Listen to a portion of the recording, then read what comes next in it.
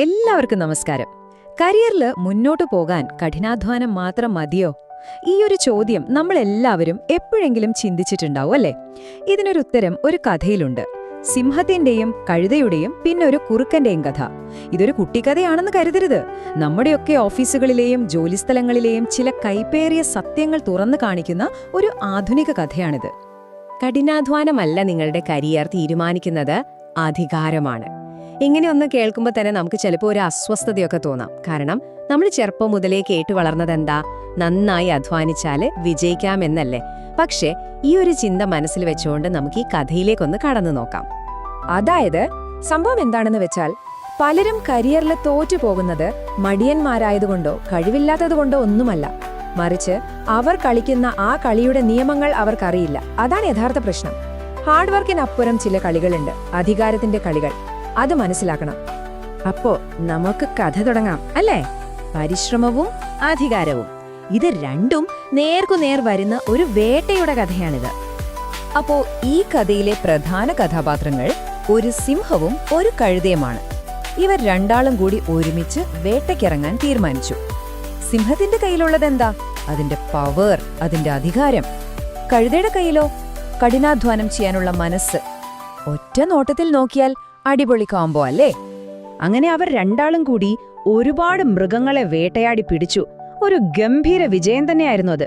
പക്ഷേ ആ വിജയത്തിന് ശേഷം സംഭവിച്ചൊരു കാര്യമുണ്ടല്ലോ, അവിടെയാണ് നമ്മളിൽ പലരുടെയും കരിയർ നമ്മൾ അറിയാതെ തകർന്നു വീഴുന്നത്.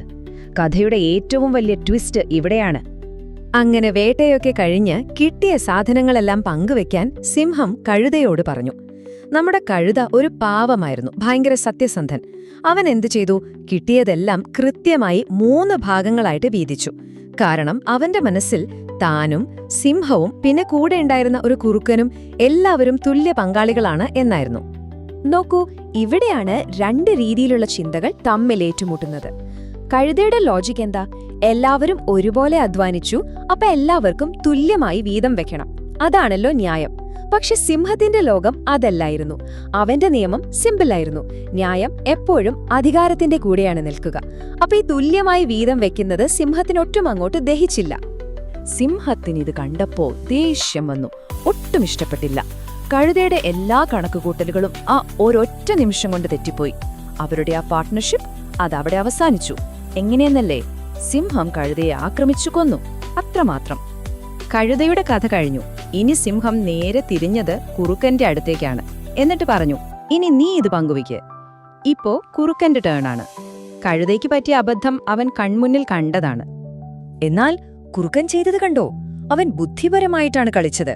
വേട്ടയാടി പിടിച്ചതിന്റെ ഏതാണ്ട് മുഴുവൻ ഭാഗവും അവൻ സിംഹത്തിനു മുന്നിലേക്ക് നീക്കിവെച്ചു. എന്നിട്ട് തനിക്കായി പേരിനൊരു ചെറിയ ഒരു ഭാഗം മാത്രം എടുത്തു. കാരണം അവനറിയാമായിരുന്നു അധികാരത്തോട് എങ്ങനെ പെരുമാറണമെന്ന്. ഇത് കണ്ടപ്പോ സിംഹത്തിന് ഭയങ്കര സന്തോഷമായി. അവൻ ഇംപ്രസ്ഡായി. അവൻ കുറുക്കനോട് ചോദിച്ചു, എടാ, ഇത്രയും വിവേകത്തോടെ ഇത്രയും ബുദ്ധിപരമായിട്ട് കാര്യങ്ങൾ വീതം വെക്കാൻ നിന്നെ ആരാണ് പഠിപ്പിച്ചത്? അപ്പോ കുറുക്കൻ വളരെ ശാന്തമായിട്ടൊരു മറുപടി പറഞ്ഞു, തൊട്ടു മുൻപ് കഴുതയ്ക്ക് കിട്ടിയ പാഠമുണ്ടല്ലോ, അത് തന്നെ ധാരാളമായിരുന്നു. കഥ ഇവിടെ തീരുവാണ്. പക്ഷേ നമ്മൾ മനസ്സിലാക്കേണ്ട പാഠങ്ങൾ ഇവിടെ തുടങ്ങട്ടേയുള്ളൂ.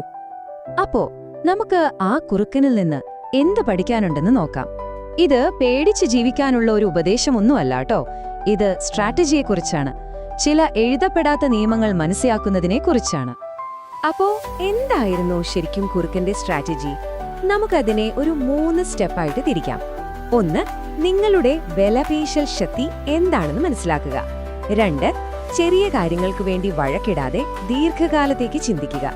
പിന്നെ 3ാമത്തേത്, ഏറ്റവും പ്രധാനം, ആദ്യം സ്വന്തം വാല്യൂ ഉണ്ടാക്കിയെടുക്കുക. നമുക്ക് ഓരോന്നായിട്ട് നോക്കാം.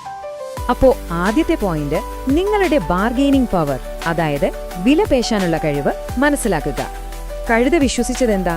ഞാൻ അധ്വാനിക്കുന്നു, അപ്പോ എനിക്ക് അതിനുള്ള പ്രതിഫലം കിട്ടണം. പക്ഷെ കുറുക്കൻ അറിയാമായിരുന്നു ന്യായം എപ്പോഴും പവറിന്റെ കൂടെയാണ് നിൽക്കുകയെന്ന്. ചുരുക്കി പറഞ്ഞാൽ, നിങ്ങൾക്ക് എന്ത് കിട്ടുമെന്ന് തീരുമാനിക്കുന്നത് നിങ്ങളുടെ ഹാർഡ് വർക്ക് മാത്രമല്ല, നിങ്ങളുടെ കയ്യിലുള്ള സ്വാധീനം അല്ലെങ്കിൽ ലിവറേജ് കൂടിയാണ്. 2ാമത്തെ പാഠം, എപ്പോഴും ലോങ് ടേം ആയിട്ട് ചിന്തിക്കുക. ആ കുറുക്കൻ ആ വലിയ ഷെയർ വേണ്ടെന്ന് വെച്ചത് അവൻ തോറ്റതുകൊണ്ടല്ല, അവൻ അവന്റെ ഭാവിയെ സംരക്ഷിക്കുകയായിരുന്നു. ആ കളിയിൽ പിടിച്ചു നിൽക്കാൻ വേണ്ടി അവൻ ചെറിയൊരു നേട്ടം അപ്പോ വേണ്ടെന്ന് വെച്ചു. കാരണം ചില സമയങ്ങളിൽ ഒരു റൗണ്ടിൽ ജയിക്കുന്നതിനേക്കാൾ പ്രധാനം ആ ഗെയിമിൽ തന്നെ തുടരുക എന്നതാണ്. ഇനി മൂന്നാമത്തെ, ഒരുപക്ഷെ ഏറ്റവും പ്രധാനപ്പെട്ട പാഠം, ആദ്യം നിങ്ങളുടെ വാല്യൂ ഉണ്ടാക്കുക. നിങ്ങളുടെ മൂല്യം വർദ്ധിപ്പിക്കുന്നതിന് മുൻപ് വലിയൊരു പങ്കിനു വേണ്ടി വിലപേശാൻ പോകരുത്. ആദ്യം നിങ്ങളുടെ സ്കിൽസ് കൂട്ടുക, നിങ്ങളുടെ സ്വാധീനം വർദ്ധിപ്പിക്കുക, നിങ്ങൾ ആ ടീമിന് എത്രത്തോളം പ്രധാനപ്പെട്ട ആളാണെന്ന് തെളിയിക്കുക. എപ്പോഴാണോ നിങ്ങളെ മാറ്റി നിർത്താൻ പറ്റില്ല എന്നൊരു അവസ്ഥ വരുന്നത്, അപ്പോൾ ആളുകൾ നിങ്ങളെ കേൾക്കുന്ന രീതി തന്നെ മാറും. തീർച്ച. അതുകൊണ്ട് ഈ കഥ നമ്മളെ പഠിപ്പിക്കുന്നത് ഒരു ലോങ് ഗെയിം കളിക്കാനാണ്, വെറുതെ പണിയെടുക്കുന്നതിന് പകരം ബുദ്ധി ഉപയോഗിച്ച് കളിക്കാൻ. ഇതൊന്ന് ഓർത്തുവെക്കുന്നത് നല്ലതാണ്. ശരിയായ സമയത്ത് ഒരടി പിന്നോട്ട് പോകുന്നത് ബലഹീനതയല്ല, അത് ബുദ്ധിയാണ്. എല്ലാ യുദ്ധങ്ങളിലും പോയി തലവെക്കേണ്ട ആവശ്യമില്ല. ചിലപ്പോൾ ക്ഷമയോടെ കാത്തിരിക്കുന്നതാണ് ഏറ്റവും വലിയ വിജയം. അവസാനമായി പറയാനുള്ളത് ഇതാണ്: ദീർഘകാലം നോക്കുമ്പോൾ ആ കളി എന്താണെന്ന് മനസ്സിലാക്കി കളിക്കുന്നവരാണ് ഒരുപാട് ദൂരം മുന്നോട്ടു പോകുന്നത്, അല്ലാതെ രാവും പകലും കഷ്ടപ്പെടുന്നവരല്ല. നിങ്ങളുടെ കഠിനാധ്വാനത്തിന് ഒരു ദിശ കൊടുക്കുന്നത് നിങ്ങളുടെ തന്ത്രപരമായ ചിന്തയാണ്. അപ്പോ ഈ കഥയെല്ലാം കേട്ടുകഴിഞ്ഞ സ്ഥിതിക്ക് ഞാൻ നിങ്ങളോടൊരു ചോദ്യം ചോദിക്കട്ടെ. നിങ്ങളുടെ കരിയറിൽ നിങ്ങൾ എപ്പോഴെങ്കിലും ഇങ്ങനെയൊരു സിംഹത്തെ കണ്ടുമുട്ടിയിട്ടുണ്ടോ? ചിലപ്പോ നിങ്ങൾ ആ കഴുതയുടെ സ്ഥാനത്തായിരുന്നിരിക്കാം, അല്ലെങ്കിൽ ആ കുറുക്കന്റെ ബുദ്ധി ഉപയോഗിക്കേണ്ട ഒരു സാഹചര്യം വന്നിട്ടുണ്ടാവാം. എന്തായാലും നിങ്ങളുടെ അനുഭവങ്ങളെക്കുറിച്ച് ഒന്ന് ചിന്തിച്ചു നോക്കുക. ഈ കഥയിലെ പാഠങ്ങൾ നിങ്ങളുടെ ജീവിതത്തിൽ എങ്ങനെ ഉപയോഗിക്കാമെന്നും ആലോചിക്കുക. നന്ദി.